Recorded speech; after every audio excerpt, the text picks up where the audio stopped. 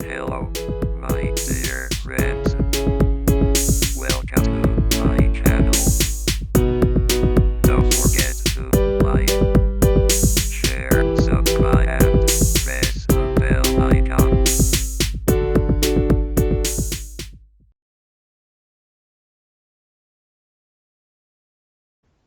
Good morning, sir. Morning, sir. Morning, good morning. Slide देखिया छ हाँ, sir. ल अब हामी सुरु गरौँ है त ढिला नगरौँ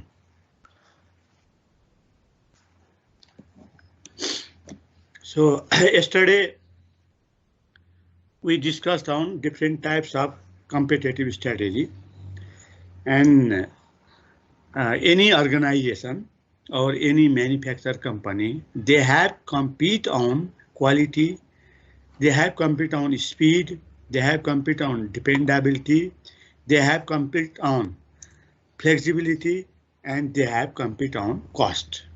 So these five types of competitive strategy are there. So you keep in your mind. So in the examination, questions may be asked. How many competitive strategy are there?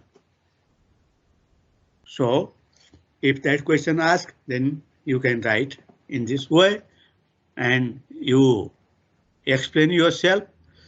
10 marks question may be asked. So this is also very important for you. And next one, operational strategy is there. Strategy 3 प्रकारको छ भनेर अस्ति पढाइसकेका छ तिमीहरूलाई. अब त्यसमा चाहिँ competitive strategy हामीले डिस्कस गर्यौं. अब अपरेसनल स्ट्र्याटेजी भन्नेमा आयो. त अपरेसनल स्ट्र्याटेजी के छ त भन्दाखेरि एउटा प्रोडक्टमा एउटा कम्पिटिटिभ स्ट्र्याटेजी प्रोडक्ट पनि पर्छ, अर्को प्रोसेस पर्छ, अर्को क्यापासिटी पर्छ, अर्को लोकेसन पर्छ, अर्को लेआउट पर्छ, अर्को ह्युमन रिसोर्स पर्छ है. यो हाम्रो चाहिँ 6 प्रकारको अपरेसनल स्ट्र्याटेजी है माइन्डमा राख्नुपर्ने. अपरेसनल स्ट्र्याटेजी 6 प्रकारको रहेछ. कम्पिटिटिभ स्ट्र्याटेजी 5 प्रकारको रहेछ भन्ने कुरा यो पोइन्ट माइन्डमा राख्नु पर्यो. अब हाम्रो चाहिँ यो प्रोडक्ट कस्तो बनाउने, कुन साइजको बनाउने, कुन शेपको बनाउने र त्यसको क्वालिटी कुन चाहिँ क्वालिटी मेन्टेन गर्ने, त्यसका स्पेसिफिकेसनहरु है अलरेडी फिक्स्ड गर्नु पर्यो. अनि मात्र त्यो प्रोडक्ट मार्केटमा त्यसले चाहिँ हाम्रो डिमान्ड इन्क्रिज गराउन सक्छ. यदि त्यस्तो प्रोडक्ट भएन भने मार्केट त्यसले लिन सक्दैन. त प्रोडक्ट कस्तो बनाउने भन्ने कुरामा यो अपरेसनल स्ट्र्याटेजी भित्र पर्छ. त्यो अपरेसन डिपार्टमेन्टले गर्ने काम हो. उले मार्केट सर्वे गर्छ, मार्केट रिसर्च गर्छ र मार्केट रिसर्च गर्नु भनेको what is the interest of customer. Main market चाहिँ कस्टमरसँग सम्बन्धित हुन्छ. According to the desire of the customer. If manufacturer company design the product, maintain the standard and quality, and also try to minimize the cost also. है price पनि कसरी कम गर्ने भन्ने कुरा जहिले पनि त्यो एउटा म्यानुफ्याक्चर कम्पनीले सोच्नु पर्छ यार. अहिले तिमीहरूलाई थाहा छ कि छैन हैन, इन्डियामा मात्र होइन नेपालमा यो दक्षिण एसियामै हाम्रो यो चाहिँ के रे रामदेवको जुन प्रोडक्ट छ हो त्यो प्रोडक्टले एकदमै मार्केट लियो. त्यो मार्केट चाहिँ लिनुको पछाडी एउटा कारण के छ त भन्दाखेरि त्यसको अपरेसन म्यानेजमेन्ट यति तगडा छ रे है. हाम्रो रामदेवको सहयोगी हाम्रो नेपालकै बालकृष्ण भन्ने छन्. त्यो बालकृष्णको माइन्ड चाहिँ यस्तो छ अरे विदिन अ सेकेन्ड कुनै डिसिजन दिनु पर्यो भने विदिन अ सेकेन्ड दिँदैन अरे के हुन्छ हुँदैन उसले चाहिँ त्यो म्यानेजमेन्ट यस्तो राम्रो म्यानेजमेन्ट गरेको छ कि प्राइस जसरी भए पनि कस्टमरलाई हामीले चाहिँ लो प्राइसमा हाम्रो प्रोडक्ट दिनुपर्छ भन्ने त अहिले प्रोडक्सन कस्टमा 10 पैसा 5 पैसा 15 पैसा मार्जिन राखेर यो डिलरदेखि लिएर अरूलाई कसैलाई पनि कमिसन नदिने रामदेवको त्यो उसले के गर्छ त भन्दाखेरि मात्र डिलरको निमित्त एउटा फिक्स ल तपाईलाई चाहिँ यति भनेर मिनिमम वर्षको यति डिलरसिप चलाएको उसमा यति लिनुस् भनेर दिने नत्र अरू किसिमको कमिसन पर्सेन्टेजमा यताउतामा कहीँ पनि नदिने जसले गर्दाखेरि अब त्यो सामान क्वालिटी पनि त्यस्तै राम्रो अनि प्राइस पनि त्यस्तै कम है अरू प्रोडक्ट त्यस्तै प्रोडक्ट र अरू त्यस्तै प्रोडक्टको प्राइस र त्यो हाम्रो रामदेवको प्रोडक्टमा चाहिँ निकै फरक छ प्राइसमा धेरै फरक छ अनि त्यसले गर्दाखेरि त्यो सामान यति डिमान्ड भयो कि मल्टिनेसनल कम्पनीलाई पनि च्यालेन्ज भइदियो होला मल्टिनेसनल कम्पनीको त प्राइस हाई त्यसबाट कस्टमरहरू ठगिने एकदमै बढी उ भयो अनि डिलरले त्यस्तै कमिसन पाउने होलसेलरले त्यस्तै कमिसन पाउने त्यहाँ पर्सेन्टेजमा उनीहरूलाई चाहिँ कमिसन दिने अनि उनीहरूले डिलरसिप दिए बापत डिपोजिट लिने यस्तो गर्दाखेरि अब ती कम्पनी मात्र मोटाए अब कस्टमर त सधैँभरि मर्कामा परे त्यसले गर्दाखेरि यो स्ट्र्याटेजी बालकृष्णले लिएर प्राइसमा जसरी भए पनि कम गर्नुपर्छ भनेर त्यो क्वालिटी हेर्ने हो भने त्यस्तो किसिमको प्रोडक्ट मार्केटमा ल्यायो र प्राइस चाहिँ एकदमै कम गर्ने हो अहिले त्यो सामानै पाइँदैन खोज्दाखेरि सामानै पाइँदैन बजारमा तिमी खोज रामदेवको बिस्कुट भनेर खोज पाइँदैन किनभने डिमान्ड एकदम हाई त्यो अनुसार चाहिँ पुर्याउन सकेका छैन भनेपछि यो त प्राइस भने त यस्तो बेसिक कुरा हो कुनै पनि डिमान्ड बढाउनको लागि प्राइसले त्यस्तो डिमान्ड बढाइदिन्छ त्यो सबैभन्दा महत्त्वपूर्ण कुरा प्राइस नै हो त्यसले गर्दाखेरि प्राइस कम गर्ने भने कस्ट कम गरेर हो है त्यो कुरा अनि अब क्वालिटी त दिनु परिहाल्यो क्वालिटीमा हाम्रो कम्प्रोमाइज कहीँ पनि गर्नु भएन अब यो कुराहरू प्रोडक्ट त्यस्तो किसिमको बनाउनु पर्छ है जसमा मात्र डिजाइन मात्र राम्रो भएर हुँदैन त्यसको सेप साइज मात्र राम्रो भएर हुँदैन हैन अब त्यसको प्रोडक्ट स्ट्यान्डर्ड हुनु पर्यो मेरो प्रोडक्टको यो कुरामा अरूभन्दा फरक छ भनेर त्यो स्ट्यान्डर्ड दिन सक्नु पर्यो के त्यसलाई भनिन्छ प्रोडक्ट स्ट्यान्डर्ड अरूसँग कम्पेयर गर्दाखेरि मेरो प्रोडक्ट अरूभन्दा यो किसिमले बेटर छ भनेर दिन सक्नु पर्यो अब quality as a whole quality के हुन्छ भने हाम्रो चाहिँ इन्टरनेसनल सेक्टर र नेसनल सेक्टर दुईटै सेक्टरमा क्वालिटी यस्तो हुने है भने हुन्छ त्यो अनुसारको क्वालिटी बनाउनु पर्छ है अब कस्ट चाहिँ त्यही भयो र अब यसमा चाहिँ ह्युमन रिसोर्स एउटा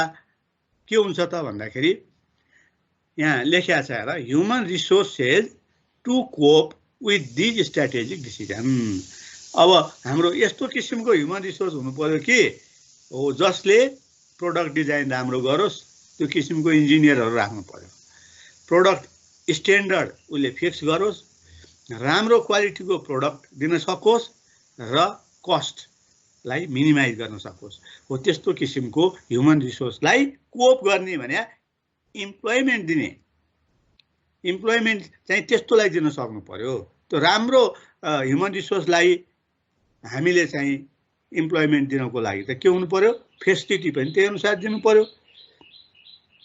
हो त्यो क्षमता चाहिँ अर्गनाइजेसनमा कसरी बढाउने भन्ने कुरा एउटा अपरेसनल स्ट्र्याटेजी हो हेर अब एउटा अहिले प्राइभेट कलेजले तिम्रो के स्ट्र्याटेजी लिएको हुन्छ भने अरू ठाउँको राम्रो टिचर कसरी लिने भन्ने स्ट्र्याटेजी उसले लिया हुन्छ क्या राम्रो कलेजले बढी पैसा दिएर अरू प्राइभेट कलेजको राम्रो रेपुटेसन भएको राम्रो पर्फर्मेन्स भएको टिचर हायर गर्छ बढी पैसा दिएर। त्यहाँ त्यति दिएर चाहिँ म यति दिन्छु भन्ने हो। त्यस्तै गरेर यहाँ के ह्युमन रिसोर्स कोप गर्नु पर्यो। यस्ता किसिमका डिसिजन लिनका लागि ह्युमन रिसोर्स हाम्रो चाहिन्छ। ल अब अर्को आयो प्रोसेस। अब हामीले चाहिँ एउटा कुरा के भने प्रोसेस भन्नासाथ टेक्नोलोजी भनेर बुझ्ने होला। प्रोसेस भन्नासाथ टेक्नोलोजी हो। अब टेक्नोलोजी भने चाहिँ के हुन्छ त भन्दाखेरि अब संसारभर एउटै प्रोडक्ट निकाल्नुको लागि फरक फरक टेक्नोलोजीहरू डेभलप गरेका छ। अब अहिले हेर्ने हो भने तिमीले चाहिँ इन्डियामा पनि सुजुकी कार उत्पादन हुन्छ र त्यो सुजुकी कार भने जापानको पनि हो। अब जापानको चाहिँ सुजुकी कार त्यहाँ बनेको त्यहाँको अहिले उत्पादन भएको कार र इन्डियाको कोलाबोरेसनमा हैन उत्पादन भएको कारमा फरक छ। त्यो स्मार्टनेस है जति जापानिज सुजुकी कारमा छ त्यति चाहिँ हाम्रो इन्डियाको मारुति सुजुकीमा छैन। भनेपछि अब यो के हो त भन्दाखेरि that is the production, that is the technology which technology Japan adapt. The same technology is not adapt in collaboration है। त्यो किसिमको फरक छ हेर। त्यसैले गर्दाखेरि हाम्रो के भयो त भन्दाखेरि जुन टेक्नोलोजी छ त्यो टेक्नोलोजी नै प्रोसेस हो र टेक्नोलोजी मार्केटमा चाहिँ विभिन्न टेक्नोलोजी एभाइलेबल छ। जस्तो कारै बनाउने टेक्नोलोजी पनि अमेरिकन टेक्नोलोजी छ, चाइनिज टेक्नोलोजी छ, इन्डियन टेक्नोलोजी छ, जापानिज टेक्नोलोजी छ। अन्त कुन टेक्नोलोजी हामीले भित्र्याउने त यो चाहिँ महत्त्वपूर्ण कुराहरू हुन्छ र मेसिन चाहिँ अथवा प्लान्ट भित्राउँदाखेरि हामीले चाहिँ अहिलेको स्मार्ट टेक्नोलोजी हामीले भित्र्याउनु पर्छ र त्यो टेक्नोलोजी एकदम लाइट पनि होस्, त्यसले इनर्जी पनि कम खर्च गरोस् र त्यसले प्रोडक्ट पनि एकदमै राम्रो निकालोस् जसमा चाहिँ ह्युमन रिसोर्सको प्रयोग कमभन्दा कम होस् है। त्यो प्रोसेस चाहिँ कुन राख्ने भन्ने कुरा हो। नेक्स्ट वान क्यापासिटी हेर। अब क्यापासिटी भन्नासाथ हामीले एउटा कुरा के बुझ्नु पर्यो त भन्दाखेरि what quantity of product it can produce, what quantity of raw materials we can storage in the warehouse, what quantity of product we can transfer in the market, we can transport in the market. अब हाम्रो चाहिँ यो सब बुढो जस्तो आवाज हुन्छ है हजुर। र अब यो क्यापासिटीमा हामी के गर्नु पर्यो त भन्दाखेरि हामीले कति उत्पादन गर्न सक्छौं, एक दिनमा कति उत्पादन गर्न सक्छ अथवा एक घण्टामा कति उत्पादन गर्न सक्छ। एक घण्टामा धेरै उत्पादन गर्न सक्छ भने त्यो क्यापासिटी बढी भयो, होइन एक घण्टामा त्यसको आधा हैन कम उत्पादन गर्ने छ भने त्यसको क्यापासिटी कम भयो। अब अहिले तिमीहरूले यो प्रिन्टिङ प्रेसमा म एक्जाम्पल प्रिन्टिङ प्रेसको तिमीहरूलाई दिन्छु। प्रिन्टिङ प्रेसमा के हुन्छ त भन्दाखेरि हाम्रो चाहिँ प्रिन्ट गर्दाखेरि पेपर प्रिन्ट गर्दाखेरि एक घण्टामा त्यो मेसिन चल्दाखेरि लाखौं पेपर त्यसले प्रिन्ट गर्छ, लाखौं पेपर प्रिन्ट गर्छ। अब अर्को किसिमको फेरि प्रिन्टर अर्को किसिमको मेसिन छ, त्यो मेसिनले 1000 पिस हजारौं पेपर मात्र प्रिन्ट गर्छ भन्यो भने त्यो लाखौं पेपर प्रिन्ट गर्नेको क्यापेसिटी हाई भयो। अब फोटोकपी मेसिनलाई ल्याउ नि तिमीले, फोटोकपी मेसिन एउटा चाहिँ 1 मिनेटमा हैन 100 कपी गर्ने छ, अर्को 1 मिनेटमा 10 कपी गर्ने पनि छ भनेपछि 100 कपी गर्नेको क्षमता बढी भयो। So capacity is mainly concerned with what quantity of product it can produce with a certain period of time. If more quantity of product it produces, it have high capacity. If less quantity of product it produces, it have lace capacity और लो capacity है। अब capacity भने त्यो हो हेर। अब हामी अर्कोमा केमा जाउँ त भन्दाखेरि लोकेसन। अब यो लोकेसन भने पनि अर्को एउटा अपरेसनल स्ट्र्याटेजी हो। अब लोकेसन हेर सबैभन्दा महत्त्वपूर्ण कुरा छ। Where we locate our plant, where we locate our manufacturing plant, that is very important. If we locate our manufacturing plant far from the market, it increase transportation cost है। यसले transportation cost increase गर्छ। अब हाम्रो market भन्दा धेरै टाढा हामीले चाहिँ उद्योग स्थापना गर्यौं, म्यानुफ्याक्चर कम्पनी स्थापना गर्यौं भन्यो भने त्यो सामान बजारमा पुर्याउन समय धेरै लाग्छ है। ट्रान्सपोर्टेसन कस्ट धेरै लाग्छ होला। त्यस्तो ठाउँमा पनि गर्नु भएन। अनि त्यस्तै गएर सहर नजिक राख्यो तर र material not available there. So to transport र material we need to pay high transportation cost है। अब हाई ट्रान्सपोर्टेसन कस्ट चाहिँ हामीले यदि चाहिँ तिर्नुपर्छ भन्यो भने त्यो चाहिँ के भयो त भन्दाखेरि पनि राम्रो भएन।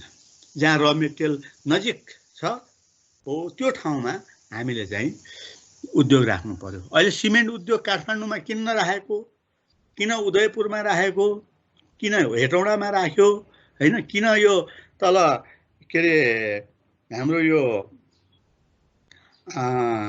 गजुरीतिर राख्यो त भन्दाखेरि त्यहाँ सुनढुङ्गाको खानी त्यहाँ छ, र मेटेरियलको खानी जुन सबैभन्दा बढी चाहिन्छ हो त्यो खानी त्यहाँ नजिक भएको हुनाले त्यहाँ सिमेन्ट उद्योग राख्यो।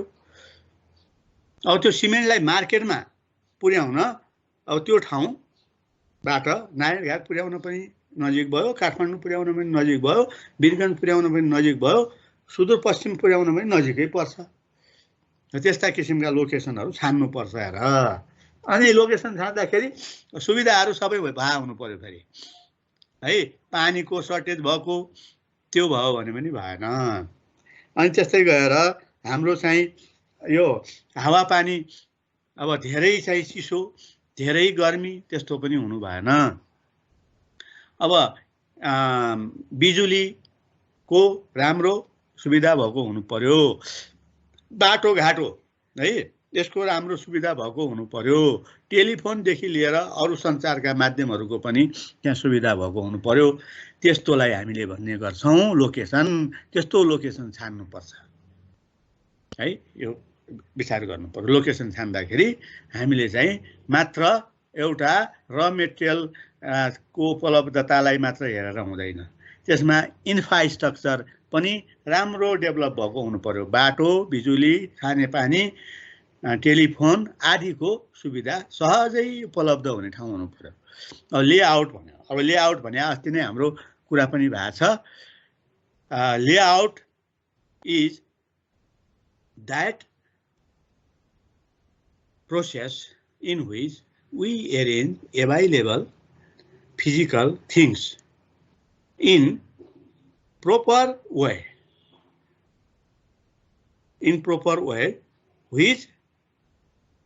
which utilize the available space, fully utilize the available space भन्छ के। त अब लेआउट भनेको हामीसँग भएको भौतिक कुराहरूलाई एकदम राम्रोसँग मिलाएर राख्ने, यसरी मिलाएर राख्ने कि जसले हाम्रो त्यो जुन स्पेस चाहिँ हामीसँग छ, जुन ठाउँ हामीसँग उपलब्ध छ त्यो ठाउँको पुरापुर सदुपयोग गरोस्, त्यसको दुरुपयोग नहोस्, त्यसबाट बढीभन्दा बढी हामीले काम लिन सकियोस्, फाइदा लिन सकियोस् हैन। अब हामीले चाहिँ त्यो किसिमले गर्नु पर्यो। अब एउटा कोठा लिएर हुन्छ भने किन दुईटा कोठा भाडामा लिने? हामीलाई चाहिँ सानो स्पेस हुनासाथ त्यसले त कस्ट घटाइहाल्छ। सानो स्पेसमै सबै कुरा, त्यही किचन, त्यही खाट, त्यही हाम्रो पढ्ने कोठा, सबै कुरा त्यही हामी मिलाउन सक्छौँ। त्यसरी मिलाएर हामी बस्न सक्छौँ भने अब why we need to hire another rooms? एउटै घरमा सबै हामीले चाहिँ सेवाहरू दिन सक्छौँ भने दुईटा घर किन भाडामा लिनु पर्यो हैन? अब यहाँ के रे हाम्रो नेपालमा त भाडा बढी तिर्दाखेरि कमिसन आउँछ, हो त्यसले गर्दा सरकारी अफिसहरू बढी भाडा तिर्न उनीहरू लालायत हुन्छन्, कस्ट उनीहरूलाई घटाउनु छैन हैन? तर अब निजी क्षेत्रबाट सञ्चालित हरेक उद्योगहरू हरेक किसिमको म्यानुफ्याक्चर कम्पनीले त त्यो सोच्छ नि हामीले चाहिँ लेआउटिङ राम्रो गर्नुपर्छ, लेआउटिङले कमभन्दा कम स्पेसमा बढीभन्दा बढी हामीले चाहिँ काम लिन सकियोस् भन्ने कुरा हुनु पर्यो, त्यसलाई लेआउट भन्छ। अब ह्युमन रिसोर्सको एउटा कुरो के छ त भन्दाखेरि सबैभन्दा महत्त्वपूर्ण फ्याक्टर भनेको ह्युमन रिसोर्स हो। यो ह्युमन रिसोर्स यस्तो छ जसले यो आकाशलाई पनि खसाल्न सक्छ अरे, जमिनलाई पनि आकाशमा पुर्याउन सक्छ अरे क्या, त्यस्तो हो यो ह्युमन रिसोर्स भने आएर। यसले चाहिँ एउटा कुनै पनि म्यानुफ्याक्चर कम्पनीलाई धेरै माथि पनि पुर्याउन सक्छ र त्यसलाई 2 वर्षभित्र डामाडोल पनि बनाउन सक्छ। त्यस्तो किसिमको ह्युमन रिसोर्स चाहिँ अघि मैले एक्जाम्पल लिएँ नि बालकृष्णको हैन, मैले एक्जाम्पल लिएँ त त्यो बालकृष्णको माइन्ड चाहिँ त्यस्तो छ अरे है। त्यसको बारेमा मैले चाहिँ सुनेको, त्यो म्यानेजमेन्टमा त्यस्तो फास्ट माइन्ड, उसको डिसिजन त्यस्तो किसिमको। त्यो जम्मै चाहिँ हाम्रो अहिले रामदेवको प्रोडक्टहरू त्यस्तो किसिमले मार्केट लिनु भनेको त्यो बालकृष्णको करामत हो अरे। त्यसले गर्दाखेरि ह्युमन रिसोर्स चाहिँ हामीले एकदमै क्वालिफाइड हायर गर्नुपर्छ, अनि मात्र हाम्रो त्यो म्यानुफ्याक्चर कम्पनीले मार्केट लिन सक्छ, नभए सक्दैन। त त्यसका लागि पनि अपरेसन स्ट्र्याटेजी धेरै महत्त्वपूर्ण हुनु पर्यो। अब कहाँबाट कसरी मान्छे ल्याउने भन्ने कुरा त स्ट्र्याटेजीले गर्ने हो नि त, अपरेसन स्ट्र्याटेजीले गर्ने हो। बढी सुविधा दिएर हुन्छ कि उसलाई बढी भनौँ न अब यो प्रोभिडेन्ट फन्डको व्यवस्था गरेर हुने हो कि अब उसलाई त्यही किसिमको पोस्ट हैन राम्रो दिएर हुने हो कि अब डिसिजन लिने उसलाई चाहिँ त्यस्तो किसिमको अथोरिटी दिएर हुने हो कि, यसरी जानु पर्यो। अनि मात्र हाम्रो कम्पिटिसन गर्न सक्छ, अनि मात्र त्यो म्यानुफ्याक्चर कम्पनी अगाडि बढ्न सक्छ। अब तिमीहरूको अहिले त त्यो छैन है, पहिला के थियो यो बैंकहरू खोल्ने क्रम थियो के त्यो बेला हैन। सुरुमा एउटा अब त्यो बैंक आइसकेपछि अर्को बैंक स्थापना भयो, अर्को भने नेपालमा 27-28 वटा बैंक वाणिज्य बैंक स्थापना भए। अनि त्यो बेला नयाँ बैंक आउने बेला त्यो पुराना बैंकहरूका कर्मचारीलाई तान्ने के, यति तलब दिने यति उ गर्ने आऊ हामी कहाँ भन्ने हो। त्यसरी अरू कर्मचारीलाई तानेर ती बैंकहरू नयाँ अरू आउने बैंकहरूले त्यसरी सञ्चालन गरेका थिए।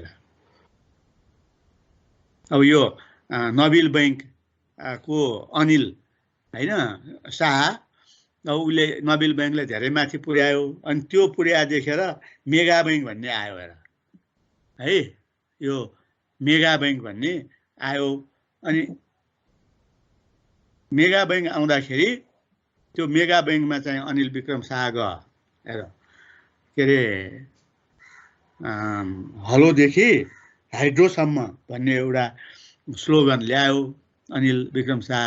अब त्यहाँ चाहिँ फेरि पछि के भएर टिक्न सकेन, फेरि नबिलमै लग्यो है। राम्रो मान्छे लाई त्यस्तो तानातान गर्छ, म यति स्यालेरी दिने उति, अब वर्षकै उनीहरूले करोडौँ स्यालेरी खान्छन्। त्यो हो ह्युमन रिसोर्स, राम्रो ह्युमन रिसोर्स हायर गर्नुपर्छ। त्यसको स्ट्र्याटेजी लिने भने हाम्रो चाहिँ यसले अपरेसन स्ट्र्याटेजी अन्तर्गत पर्छ त्यो।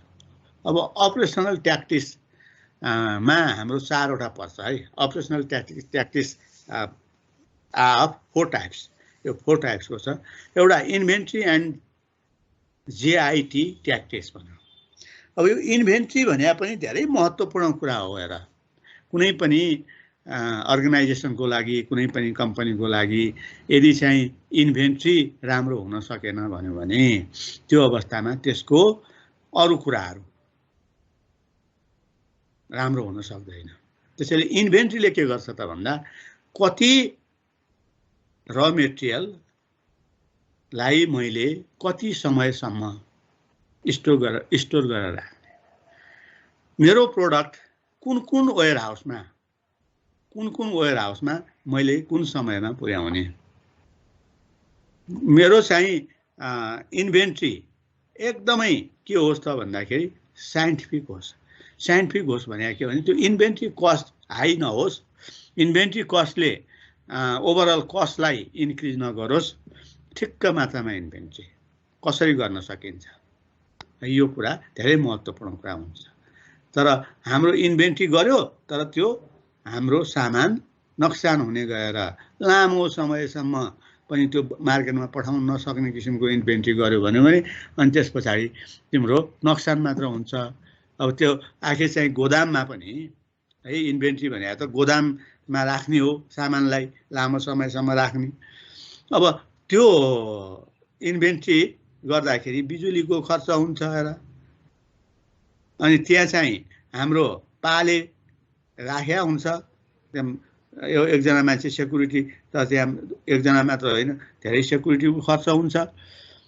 अनि त्यो अब गोदामको भाडै होला हैन, भाडा भयो, लामो समय राख्दाखेरि त्यसले कस्ट चाहिँ एकदम इन्क्रिज गर्छ। त्यसैले एप्रोप्रिएट क्वान्टिटीमा इन्भेन्ट्री गर्ने, कति समयसम्म इन्भेन्ट्री गर्ने, कति समयसम्म फेरि त्यहाँ त्यो वेयर हाउसमा हामीले सामान पुर्याइसक्ने, अनि त्यो पुर्याएको सामान विदिन सर्टेन टाइम मार्केटमा चाहिँ गइसक्ने, यस्ता किसिमका यी सबै स्ट्र्याटेजीहरू भनेका अपरेसनल ट्याक्टिक्सभित्र पर्छन् एउटा। अनि जेआइटी भने जस्ट इन टाइम के है, कुनै पनि कुरा एकदम टाइमभित्र हुनु पर्यो। गोदामबाट सामान मार्केटमा लैजाने कुरा पनि एकदम टाइममा हुनु पर्यो, गोदाममा सामान पनि टाइममा आउनु पर्यो, र जुनसुकै पनि हामीले चाहिँ कुराहरू टाइममै गर्नु पर्यो। टाइम बितेपछि अब कुनै पनि काम हामीले गऱ्यौँ भने पछुताउने सिवा अरूको केही पनि हुँदैन, मात्र पछुतो मात्र हामीसँग हुन्छ, अरू कुरो केही पनि हुँदैन। त्यसैले हामीले चाहिँ जस्ट इन टाइम गर्नुपर्छ, कुनै पनि काम छिटो छरितो किसिमले हामीले गर्नुपर्छ, टाइममै हामीले डिसिजन लिनुपर्छ, इन्भेन्ट्री सम्बन्धी डिसिजन टाइम बितिसकेपछि लिने होइन। अब अर्को सेड्युलिङ ट्याक्टिक्स। अब सेड्युलिङ भनेको के हो त भन्दाखेरि हामीले टाइम एलोकेसन है, सेड्युलिङले के बुझाउँछ भने टाइम एलोकेसन, कुन समयमा हामीले कुन काम गर्ने, कति समयभित्र त्यो काम कम्प्लिट गरिसक्ने, कुन मेसिनलाई कति समय दिने, कति समय त्यसलाई रेस्ट गर्ने, मेसिनलाई कन्टिन्युअसली पनि चलाउनु हुँदैन हो, जसले गर्दाखेरि मेसिन बिग्रिन सक्छ, हिट भएर मेसिन बिग्रिन सक्छ। त्यसले गर्दाखेरि यो सेड्युलिङ भने एकदमै मिल्नुपर्छ। त हरेक मेसिनलाई हामीले टाइम डिभाइड गर्नु पर्यो। अनि ह्युमन रिसोर्सहरूलाई पनि हामीले त्यही अनुसार सिफ्टहरू बनाएर उनीहरूलाई चाहिँ त्यही अनुसारको जिम्मेवारी दिएर अब सिफ्टहरू सञ्चालन गर्नु पर्यो। अनि कुन मेसिनमा कुन मान्छेलाई कति समयसम्म राख्ने, अब कुनै काम यस्तो हुन्छ उभ्याउभ्यै गर्नुपर्छ, मान्छेलाई 8 घन्टासम्म त्यहाँ उभ्याउनु भएन, कम्तीमा भने 2 घन्टाको अन्तरालमा अर्को मान्छे त्यहाँ उसलाई रिप्लेस गर्नु पर्यो। यस्ता किसिमका सेड्युलिङ गर्ने जति पनि कामहरू छन् ती कामहरू हाम्रो अपरेसनल ट्याक्टिक्सभित्र पर्छ। र सेड्युलिङ यदि राम्रो हुन सकेन भने त्यसले पनि हाम्रो चाहिँ प्रोडक्सन कस्ट बढाउँछ है, त्यसले पनि इनकम्पिटेन्स भन्छ नि हो, इनकम्पिटेन्स त्यहाँ त्यसले चाहिँ सिर्जना गर्छ। त्यसैले त्यो काम हामीले गर्नु हुँदैन, सेड्युलिङ एकदमै राम्रो हुनुपर्छ। अब क्वालिटी ट्याक्टिक्स यो पनि एउटा बढी महत्त्वपूर्ण कुरा हो। र अहिले चाहिँ एउटा तिमीहरूलाई मैले यो क्वालिटी ट्याक्टिक्स भन्नासाथ क्वालिटीमा हामीले चाहिँ स्लाइटली अरूभन्दा बेटर बनाउन सक्छौँ एउटा कुरा। क्वालिटीभित्र अर्को कुरा के पनि पर्छ त भन्दाखेरि हाम्रो भोल्युम पनि पर्छ है, भोल्युमले पनि मान्छेलाई लोभ्याउँछ के हो त्यसलाई चाहिँ हामी अरूको भन्दा अलि साइज ठुलो बनाइदियौँ भन्यो भने हाम्रो प्रोडक्ट मार्केटमा बढी मात्रामा डिमान्ड हुन्छ। अरूको भन्दा हामीले चाहिँ प्रोडक्ट त्यो किसिमले राम्रो बनाउनु पर्यो। अब यी कुराहरू हाम्रो चाहिँ के छ त भन्दाखेरि क्वालिटी ट्याक्टिक्स अन्तर्गत हाम्रो पर्छ। क्वालिटी एकदमै बेटर बनाउने र अब ग्राहकलाई चाहिँ के हो त भन्दा अब यो शब्द उपयुक्त त नहोला हेर है, ग्राहकलाई हरियो घाँस देखाउने पनि यो भित्र पर्छ नि है। क्वालिटी ट्याक्टिक्सभित्र हामीले त्यसलाई पनि लिन सक्छौँ भनेपछि अब त्यसको क्वान्टिटीलाई केही मात्रामा बढी गराएर अनि त्यस्तै गरेर त्यसको चाहिँ प्याकेजिङलाई एकदमै आकर्षक बनाएर हैन। अब यी कुराहरू अब हामीले चाहिँ एउटा कुरा के हुन्छ भने दिलो दिमागमा यही सामान भनेर पार्ने कि एकदम राम्रो भनेर हामीले पार्ने काम पनि यही भित्र पर्छ। यो क्वालिटी ट्याक्टिक्सभित्रै पर्छ। त्यसको लागि विज्ञापन एकदमै राम्रो गर्नु पर्यो र विज्ञापनले पनि मान्छेको ध्यान आकर्षित गर्न सक्छ। र अब हाम्रो चाहिँ अर्को के छ त भने रिलायबिलिटी भन्ने छ, रिलायबिलिटी एन्ड मेन्टेनेन्स। त अब रिलायबिलिटी भित्र के पर्छ? अब म तिमीहरूलाई क्वेसन गरेँ है, मेन्टेनेन्स त अब त्यो छँदैछ। अब रिलायबिलिटी र भ्यालिडिटी भन्छ कि दुईटा कुरा हुन्छ हेर। त्यो तिमीहरूले जहाँ पनि सुनेका छौ, यसलाई प्रयोग पनि धेरै गरेका छौ, तर धेरै जसो मान्छेले वास्तवमा भन्यो भने रिलायबिलिटी र भ्यालिडिटी उस्तै हो भनिदिन्छ कि। यहाँ भ्यालिडिटी त आएको छैन होइन। अब रिलायबिलिटीको कुरा आयो। अब रिलायबिलिटी भने के हो त? कसैलाई थाहा छ त? यो सम्बन्धी आइडिया छ? यसो बुझौँ न। प्रोडक्ट सम्बन्धी चाहिँ एकदम विश्वसनीय बनाउने सर। विश्वसनीय बनाउने। विश्वसनीय कसरी बनाइन्छ भन त? क्वालिटी प्रोडक्ट प्रोभाइड गरेर। प्रोभाइड त गर्ने। अब विश्वसनीय हुनको लागि के हुनु पर्यो भने त्यो धेरै मान्छेले त्यसलाई मन पराउनु पर्यो के। एउटाले मन पराएर विश्वसनीय हुँदैन होइन, धेरै मान्छेले त्यसलाई मन पराउनु पर्यो। रिलायबिलिटी भनेको त्यो हो के। तिमीले त्यो राम्रो छ भन्यौ, हो त्यो राम्रो छ, अर्कोले पनि त्यो राम्रो छ भन्नु पर्यो, अर्कोले पनि त्यो राम्रो छ भन्नु पर्यो। अधिकांश मान्छेले त्यसलाई राम्रो भन्यो भने त्यो रिलायबल भयो, त्यो विश्वासिलो भयो। नत्र त विश्वास के को आधारमा गर्ने? तिमीले राम्रो भन्यौ, त्यो त्यसलाई अब हामीले चाहिँ विश्वास गर्ने आधार हुँदैन। त धेरैभन्दा धेरै मान्छेले त्यसलाई राम्रो भनेको छ है। पटक पटक त्यसलाई तिमीले चाहिँ प्रयोग गर्दाखेरि उस्तै पाछौ। अब रिलायबिलिटी भने चाहिँ त्यसले सिर्जना गर्छ। त्यसरी बुझ्नु पर्यो। हामीले धेरै मान्छेबाट है त्यसको बारेमा हामीले समान धारणा यदि पायौँ भन्यो भने त्यो हो रिलायबिलिटी हो। त्यसलाई रिलायबिलिटी भन्यो। अनि त्यसमा विश्वास गर्न सकिन्छ। ल अब अर्को चाहिँ के भयो भने मेन्टेनेन्स भन्ने छ। अब यो मेन्टेनेन्स पनि हामीले यस्तो बानी हुन्छ हेर, त्यो कुर्सी भाँचिया हुन्छ है अफिसमा, त्यहाँ नबस्नु भन्छ आएको मान्छेलाई, भन्दाखेरि त्यो भाँचिया छ नबस्नुहोस् है भने हुन्छ, तर त्यही राखेको हुन्छ है त्यो कुर्सी। मैले त्यस्तो धेरै अफिस देखेको छु यार। गयो है कुर्सीमा बस्नु खोज्यो, त्यहाँ नबस्नु है त्यो भाँचिया छ, गणेशमान भइदिएला भने। मैले यस्तो पनि देखेको छु। अब यी किसिमका कुराहरू हाम्रो के हुन्छ त भन्दाखेरि राम्रो हुँदैन। अब यो सरकारी कार्यालयमा अहिले हेर्ने हो भने सिंहदरबारभरि जम्मै त्यस्ता पुराना थोत्रा गाडीहरू राखेको, मेन्टेनेन्स छैन।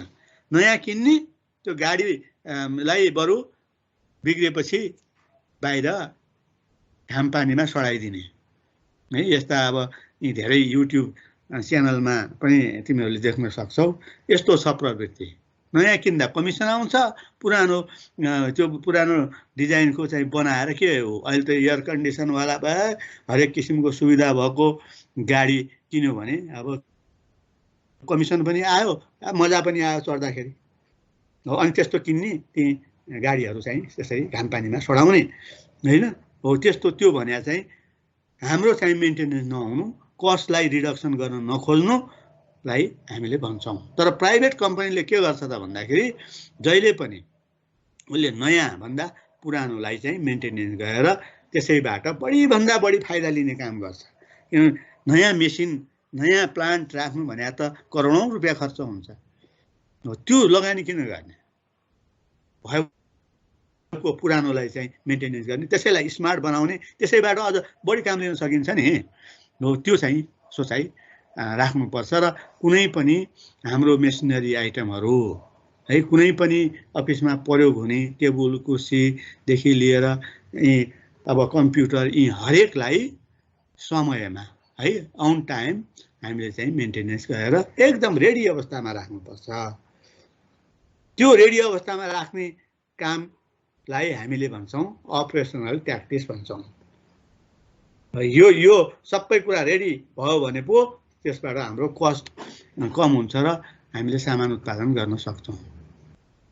अब ग्लोबल भ्यू अफ अपरेसन भन्ने छ। यहाँ ग्लोबल भ्यू के छ त हाम्रो, अब यो कुरा हामीले बुझ्नु पर्यो। त ग्लोबल्ली हामी हेरौँ संसारभर अपरेसनको बारेमा के भन्छन् त है। जानिबकारहरूले जसले यसको बारेमा थाहा पाएको छ, जसले यसको बारेमा पढेको छ, उनीहरूले के भन्छन् त यो अपरेसन भने के हो, केलाई अपरेसन भन्ने कुरा, अपरेसन भन्ने के हो भने रिड्युसिङ कस्ट हो रे। र तीनटा पोइन्ट यो साइडमा लेखेको छ नि। रिड्युसिङ कस्ट, कस्टलाई रिड्युस गर्ने एउटा प्रक्रिया हो रे है। इम्प्रुभिङ सप्लाई चेन, सप्लाई चेनलाई एकदम इम्प्रुभ गर्ने काम यसले गर्छ। त्यहाँ कुनै पनि सप्लाई चेनमा डिस्टर्ब कहिले पनि नआउने किसिमले एकदम कन्टिन्युअसली सप्लाई गर्न सक्ने, चाहे त्यो र मेटेरियल म्यानुफ्याक्चर पोइन्टमा ल्याउने होस्, चाहे म्यानुफ्याक्चर पोइन्टबाट फाइनल प्रोडक्ट मार्केटमा लैजाने होस् है। हो त्यो सप्लाई चेन यसले जहिले पनि अपडेट गरेर राख्छ र त्यसमा कुनै डिस्टर्बेन्स आउन दिँदैन अरे। एउटा अर्को त्यो हो अरे। अनि providing better goods and service, जहिले पनि यसले सोचिराखेका हुन्छ मैले मार्केटमा एकदमै राम्रो अरूभन्दा क्वालिटीको मैले चाहिँ गुड्स पठाउनु पर्छ, सर्भिस मैले त्यही अनुसारको सर्भिस दिनुपर्छ, कहिले कसैको कम्प्लेन नआओस्। अनि त्यो किसिमको कुरा केले गर्छ त भन्दा अपरेसनले गर्छ भनेर संसारले अहिले अपरेसनलाई यो तीनवटा पोइन्टले बुझ्छ अरे। Reducing cost, improving supply chain and providing better goods and service है। अपरेसन भने यो तीनटा कुराको लागि जादु हो भनेर बुझ्छ। अब अर्को चाहिँ के हो भने अन्डरस्ट्यान्ड मार्केट, यसले मार्केटलाई पनि बुझ्छ हेर, रिसर्च गर्छ, टाइममा यसले रिसर्च गरेर कस्टमरको भ्यूहरू बुझेर तुरुन्तै त्यसलाई चाहिँ त्यही अनुसार उसले लागू गर्ने काम पनि गर्छ, त्यसलाई इम्प्लिमेन्ट पनि गर्छ। सबभन्दा महत्त्वपूर्ण कुरा के हो भने कस्टमर हो क्या। जसको पनि जसले जे कुनै पनि है सेक्टरमा तिमीहरू काम गर्छौ, कुनै अफिसमा काम गर्छौ भने सबभन्दा पहिला कस्टमरलाई सेटिस्फ्याक्सन दिन सक्नु पर्यो। तिमीले कस्टमरलाई सेटिस्फ्याक्सन दिन सकेका छैनौ भन्यो भने तिम्रो चाहिँ अर्गनाइजेसन लामो समय चल्नेवाला छैन। यति कुरा बुझ है।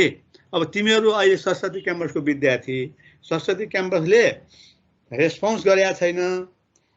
अब तिमीहरूले चाहिँ दिएका फिडब्याकहरूलाई उसले चाहिँ तुरुन्तै त्यसलाई लागू गर्न सकेका छैन, इम्प्रुभ गर्न सकेका छैन भने भोलि तिमीले आफ्ना भाइ बहिनीहरू छोराछोरी सरस्वती क्याम्पस राम्रो छ त्यहाँ जाऊ त भन्दैन।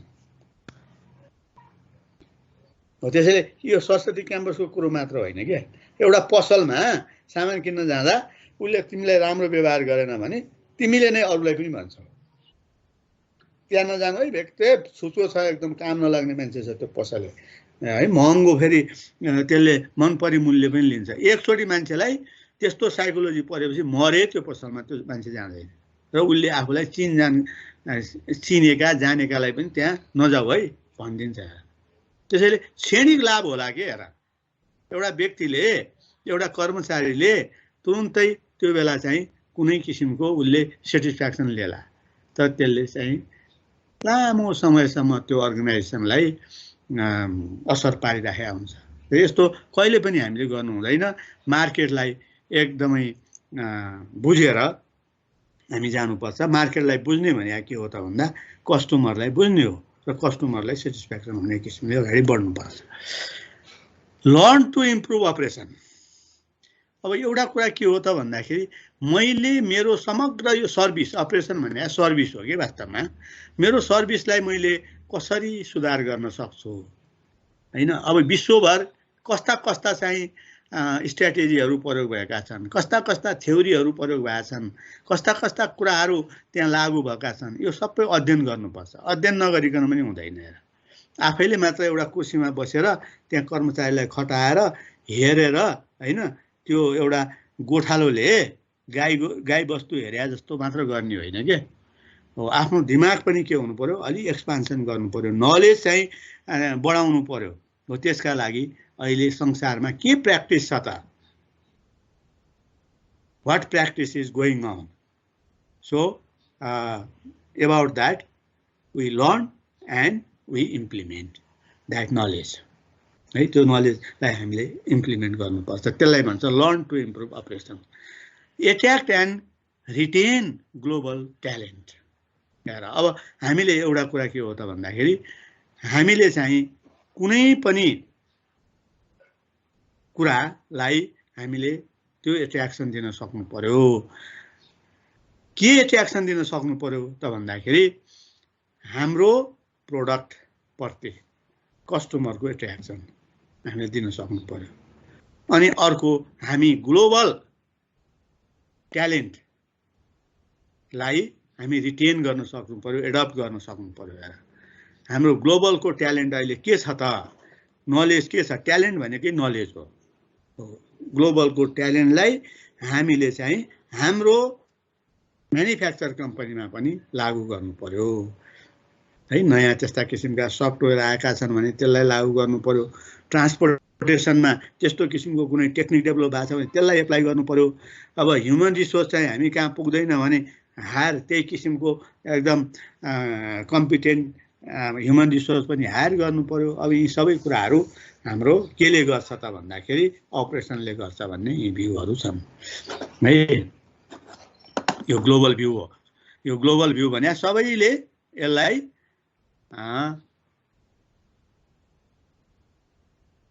मानेको कुरा। अब हाम्रो चाहिँ के छ त भन्दाखेरि अब अपरेसनबाट हामीले के फाइदा लिन सक्छौँ त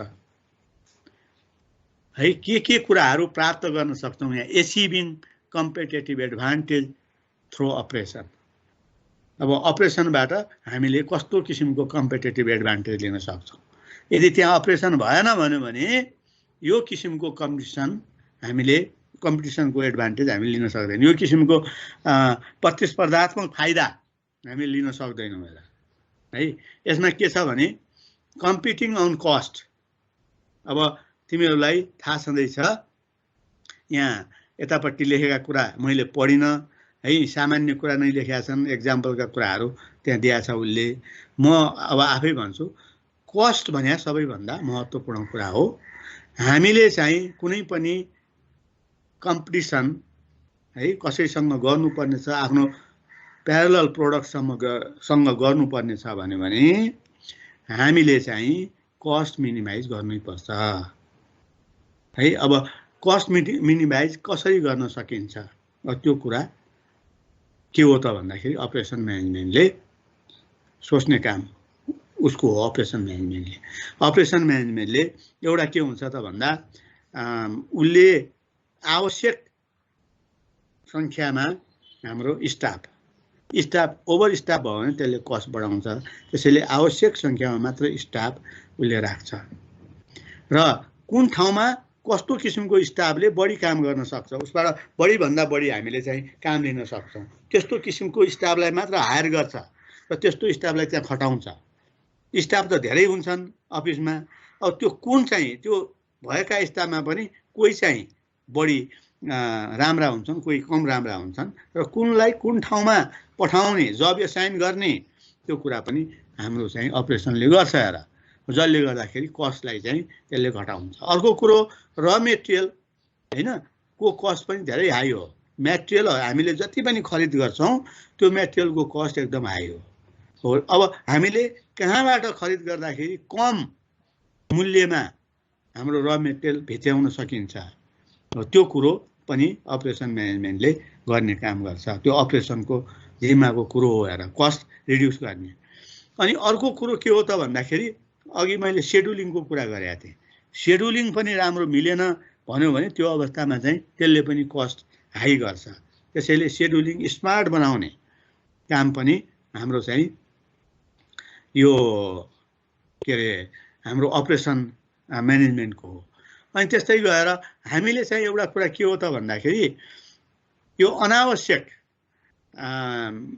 भेरिएसन है, प्रोडक्टमा भेरिएसन अनावश्यक राख्यौँ भने पनि त्यसले कस्ट बढाउँछ र हामीले चाहिँ एउटै प्रोडक्ट मात्र निकाल्यौँ भने पनि त्यसले कस्ट बढाउँछ के हो। त्यसैले हामीले धेरै आवश्यकभन्दा धेरै प्रोडक्टहरू पनि एउटै पोइन्टबाट निकाल्नु हुँदैन है, त्यसले पनि कस्ट हाई गर्छ। अनि त्यस्तै गरेर हामीले चाहिँ एउटै उत्पादन मात्र, सिमिलर टाइपको मात्र उत्पादन गर्दाखेरि पनि त्यसले चाहिँ कस्टलाई हाम्रो चाहिँ बढाइदिन्छ। त्यसैले त्यो कहिले पनि गर्नु हुँदैन भन्ने कुरा हो है। अब कम्पिटिङ अन डिफ्रेन्सिएसन, अब अर्को हाम्रो डिफ्रेन्सिएसन चाहिँ सबैभन्दा महत्त्वपूर्ण कुरा हो। हामी अरूभन्दा फरक भनौँ भने पो हामीलाई अरूले मन पराउँछ त। हामीले अब यो एउटा अरू जस्तै भएर काम गऱ्यौँ भन्यो भने अनि त्यस पछाडि हामीलाई अरूले के भनेर बुझ्ने, के भनेर मन पराउने। त्यसैले हामी अरूभन्दा फरक हुनुपर्छ। हामीले केमा फरक हुनु पर्यो त भन्दाखेरि अरूभन्दा हाम्रो प्रोडक्ट के हुनु पर्यो, युनिक हुनु पर्यो। अरूभन्दा हाम्रो प्रोडक्ट युनिक हुनु पर्यो है। अब जस्तो अघि मैले एक्जाम्पल दिएको थिएँ, रामदेवको बिस्कुटको एक्जाम्पल दिएको थिएँ। रामदेवको ग्लुकोज बिस्कुट खाऊ, यो पार्लीजीको ग्लुकोज बिस्कुट खाऊ, नेबीको ग्लुकोज बिस्कुट खाऊ, आकाश जमिनको फरक त। स्वादै एकदमै भिन्न स्वाद छ। कोकोनट बिस्कुट त्यस्तै छ है। त्यसको त्यो बिस्कुटदेखि लिएर अरू कुराहरू, हनी हेर, रामदेवको हनी र डाबरको हनी प्राइस हेर ठ्याक्कै आधा फरक छ। डाबरको हनीको 1100-1200 रुपियाँ किलोको पर्छ होइन, रामदेवको 500 हो कि 550 रुपियाँ मात्र छ किलोको हो। त्यसले गर्दाखेरि अब यो के हो भने डिफ्रेन्सिएसन केमा पार्ने त? डिफ्रेन्सिएसन हामीले प्राइसमा पनि डिफ्रेन्सिएसन हुनसक्छ, अनि सर्भिसमा पनि डिफ्रेन्सिएसन हुनसक्छ, त्यसको सेप साइजमा पनि डिफ्रेन्सिएसन हुनसक्छ, अरूभन्दा हामीले फरक हुनसक्छ। अनि त्यस्तै गरेर हामीले गर्ने दिने सर्भिस पनि अरूको भन्दा हामीले फरक बनाउन सक्नुपर्छ। अब यी हरेक कुराहरूबाट हामीले डिफ्रेन्सिएसन गर्न सक्छौँ। फरक, डिफ्रेन्सिएसन भने फरक। अब हाम्रो achieving competitive advantage through operation भन्छ। अब हामीले चाहिँ एउटा कसरी त्यसैको अब कम्पिटेटिभ अन रेस्पोन्स है, त्यसैको अब अर्को तेस्रो कम्पिटेटिभ अन रेस्पोन्स। अब रेस्पोन्स भने चाहिँ के हो त भन्दा प्रतिक्रिया है। यसलाई तिमीहरूले बुझ्ने त्यसरी प्रतिक्रिया दिने। कसैले तिमीलाई चिमोट्यो भने अय्या गर्छौ नि, तुरुन्तै तिमीले अय्या भनिहाल्छौ, त्यो हो रेस्पोन्स। अर्कोले केही कुराहरू हाम्रो लागि गर्छ भन्यो भने त्यो कुराको तुरुन्तै यो हो है भन्न सक्नु पर्यो। आनन्द त्यो मुडो भएर निर्जीव वस्तु भएर बस्यो भने त त्यहाँ चाहिँ के हुन्छ त भन्दा अरूले हेपे गर्छ। त यहाँ यो रेस्पोन्समा पनि के छ भने यदि चाहिँ कुनै किसिमको फिडब्याक आएको छ, कसैले चाहिँ हाम्रा प्रोडक्टका बारेमा केही कुराहरू भनेको छ, कसैले हाम्रो प्रोडक्ट मार्केटमा मागिराखेको छ भन्यो भने हामीले मार्केटमा पुर्याउनु पो पर्यो त। तुरुन्तै त्यसको सामान बजारमा उपलब्ध गराउनु पर्यो। सामान छैन पठाइदिनु मार्केटमा भन्यो भने पुर्याउनु पर्यो। डिलरले माग्यो भन्यो भने डिलर कहाँ लैजानु पर्यो। कानमा तेल हालेर सुतेर त हुँदैन। त्यसैले रेस्पोन्समा पनि कम्पिटिसन हुनुपर्छ। हामीले यति फास्ट रेस्पोन्स गर्नुपर्छ कि कुनै पनि कुराको, अनि त्यसलाई चाहिँ लागु तुरुन्तै गरेपछि पो त्यसलाई विश्वास गर्छन् त। अब त्यो भएन भने हुँदैन। त्यसैले हरेक कुरामा के हामीले रेस्पोन्स गर्नु पर्यो। अब सेड्युलिङमा यदि चाहिँ हामीले अब मान्छे तुरुन्तै रिप्लेस गर्नुपर्ने छ, उसको टाइम भइसक्यो भन्यो, तर त्यो काम गर्ने मान्छे 1 घन्टा भइसक्यो, अर्को मान्छे त्यहाँ जाँदैन के हैन। मैले धेरै वर्ष स्कुलमा पनि पढाएर है, म तिमीहरूलाई एउटा मेरो आफ्नो अनुभव म सुनाउँछु है। स्कुलमा के हुन्छ भने गार्ड बस्न आफ्नो 2 जनाको टाइम दिएछ। फर्स्ट हाफमा एकजनालाई 1.5 घन्टा बस्ने, सेकेन्ड हाफमा 1.5 घन्टालाई बस्ने भनेर त्यहाँ म्यानेजमेन्टले त्यसरी मिलाएको हुन्छ है। कोही त यस्ता हुने कि म चाहिँ 1.5 घन्टा बसेँ, आधा घन्टा भइसक्यो आउँदैन मान्छे। सेड्युलिङ त्यो हो नि त। सेड्युलिङ भने अब त्यो अपरेसनमा को बसिया छ, उसले तुरुन्तै जानुस् त्यहाँ, तपाईँको ड्युटी भइसक्यो भनेर त्यो मान्छे खोजेर त्यहाँ पठाउनु परेन। अनि अब पछि आधा घन्टा पछाडि आएपछि म त त्यो जो मान्छे चाहिँ त्यो अपरेसनमा बसिया छ नि, जसले त्यो मान्छे खटाउने मान्छे हो नि त्यहाँको, हो उसलाई गएर म पड्किहाल्छु नि, रिसाइहाल्छु नि।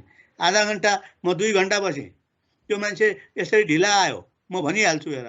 अब म त त्यहाँ के हुन्छु, सेटिस्फाई हुन्न नि त्यसबाट। अनि दोस्रो दिन मैले पनि त्यस्तै गर्छु अर्कोलाई। अनि कहाँबाट तिम्रो चाहिँ त्यहाँ इम्प्रुभ हुन्छ त हो। त्यसैले यो सेड्युलिङमा पनि हामीले चाहिँ रेस्पोन्ड गर्न सक्नु पर्यो। र हामीले अर्को कुरा के हो त भन्दाखेरि उत्पादन गर्ने कुरामा यदि डिमान्ड बढ्यो भने डिमान्ड बढाउन सक्नु पर्यो। त्यो फ्लेक्सिबिलिटीमा पनि रेस्पोन्स हुनु पर्यो। डिमान्ड बढे छैन हामी त उत्पादन गर्न सक्दैनौँ भनेर जाने होइन। त्यसरी चाहिँ हाम्रो कम्पिटिसनमा हामी जान सक्दैनौँ। त हरेक कुरामा रेस्पोन्स दिन सक्नु पर्यो, पर्फर्मेन्सदेखि लिएर हरेकमा। अब यो प्रोडक्टिभिटी भन्ने छ र आज बढी होला। अब मैले चाहिँ यो अर्को हप्ता यो च्याप्टर कम्प्लिट हुन्छ, न्युमेरिकल पनि हामी गर्न सक्छौँ। र आजलाई यति गरौँ र अर्को अब बुधबार भेटौँला है त। आजलाई छुट्यौँ। Sir, thank you, sir. Okay, bye bye. Thank you. You take care. Thanks for watching.